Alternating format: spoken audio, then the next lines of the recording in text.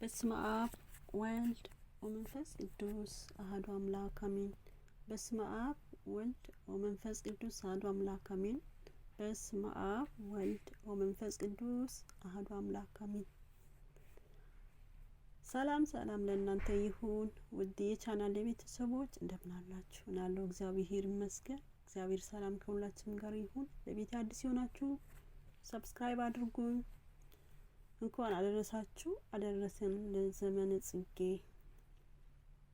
ወይም ወረሃ ጽጌ። ጽጌ ማለት አበባ ማለት ሲሆን በዚህ ወር የጽጌረዳ አበባ የሚፈካበት ወር ነው። ይቺ 40 ቀን ወረሃ ጽጌ በመባል ይጠራል። ጽጌረዳ በመዓዛው እጅግ ያስደስታል፣ ለዓይንም ይማርካል። እመቤታችን በአበባው እንመስላታለን። ጉድፍ የሌለባት የነፍስ ለስጋም ደስ ምትል ውበት የስጋ ድንግልና የነፍስ ድንግልና ናት። በሷ መልክ ይሰየማል።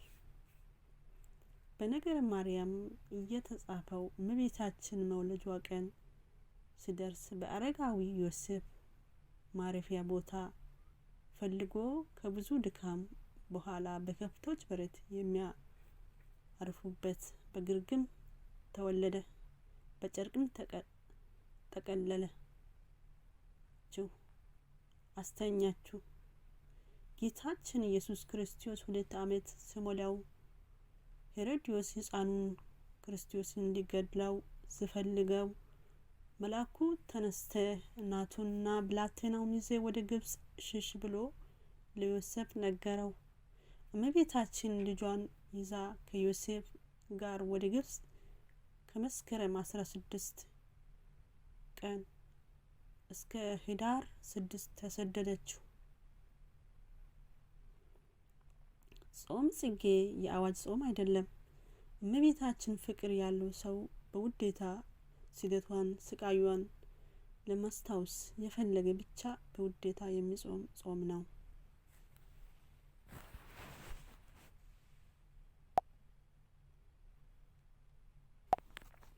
ጾም ጽጌ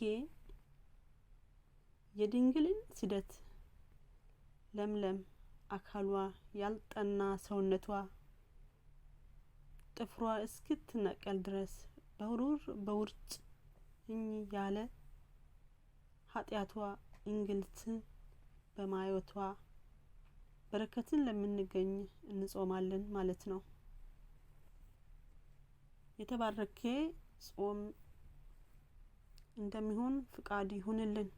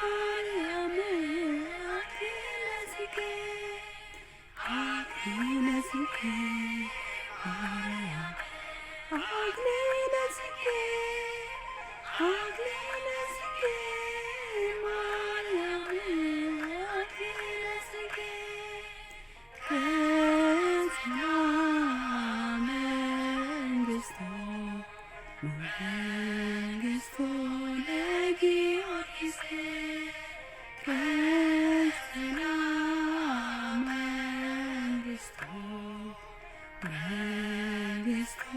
ለጊዮርጊስ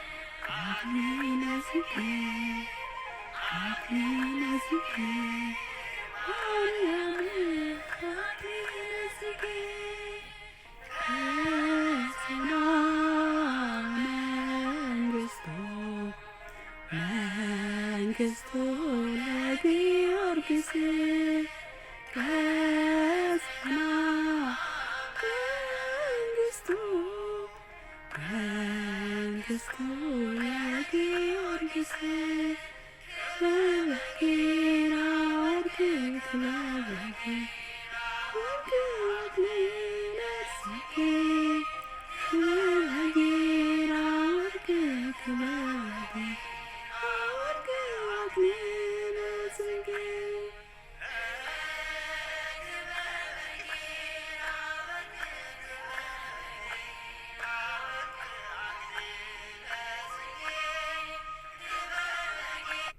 Don't